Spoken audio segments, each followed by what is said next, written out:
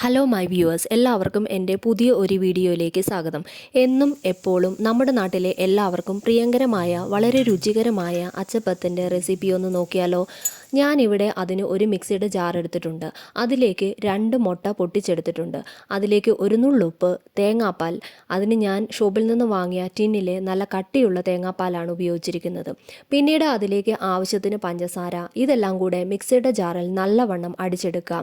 പിന്നീട് അതിലേക്ക് 2 കപ്പ് വറുത്ത അരിപ്പൊടിയും കൂടി ഇട്ടുകൊടുത്ത് ഒന്നുകൂടെ അടിച്ചെടുക്കുക.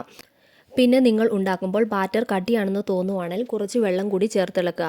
ഇനി ബാറ്റർ കുറച്ചധികം ലൂസ് ആണെങ്കിൽ 1-2 ടേബിൾ സ്പൂൺ അരിപ്പൊടി ഇട്ട് ഇളക്കുക. ശ്രദ്ധിക്കുക, ബാറ്റർ അധികം ലൂസാകാനും അതുപോലെ തന്നെ കട്ടിയാവാനും പാടില്ല. പിന്നീട് അതിലേക്ക് കുറച്ച് കറുത്ത എള്ള് കൂടി ചേർത്ത് ഇളക്കുക. പിന്നെ ഒരു 10-15 മിനിറ്റ് കഴിയുമ്പോൾ അച്ചപ്പം നമുക്ക് ഉണ്ടാക്കി തുടങ്ങാം. ആ സമയം ഒരു പാൻ അല്ലെങ്കിൽ ചീനിച്ചട്ടി അടുപ്പത്ത് വെച്ച് ആവശ്യത്തിന് എണ്ണയൊഴിച്ച് അത് നല്ലവണ്ണം ചൂടാക്കിയെടുക്കാം. ഇവിടെ അച്ചപ്പം ഉണ്ടാക്കാൻ ഞാൻ ഒരു നോൺ സ്റ്റിക്ക് അച്ചാണ് ഉപയോഗിച്ചിരിക്കുന്നത്. അതും എണ്ണയിൽ മുക്കി വെച്ച് നല്ലവണ്ണം ചൂടാക്കിയെടുക്കുക. പിന്നീട് മാവ് നന്നായി ഇളകിയതിന് ശേഷം അച്ചെടുത്ത് മാവിലേക്ക് മുക്കുക. പിന്നെ പ്രത്യേകം ശ്രദ്ധിക്കണം, അച്ച് മുഴുവൻ മാവിൽ മുങ്ങാതെ നോക്കണം. അങ്ങനെ അച്ചിൽ മുക്കിയെടുത്ത മാവ് എണ്ണയിൽ മുക്കുക.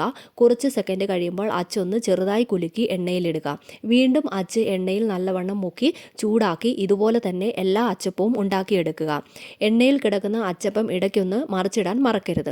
ഒരു ഗോൾഡൻ ബ്രൗൺ ആകുമ്പോൾ അച്ചപ്പം എണ്ണയിൽ നിന്ന് കോരിയെടുക്കാം. പിന്നീട് തണുത്തതിന് ശേഷം ഒരു എയർ ടൈറ്റ് കണ്ടെയ്നറിലാക്കി സൂക്ഷിച്ചാൽ കുറച്ച് ദിവസം ഈവനിങ് സ്നാക്സായി ഉപയോഗിക്കാം. ഇങ്ങനെ ഉണ്ടാക്കി വെച്ചിരിക്കുന്ന അച്ചപ്പം കാണാൻ എന്ത് ഭംഗിയാണല്ലേ.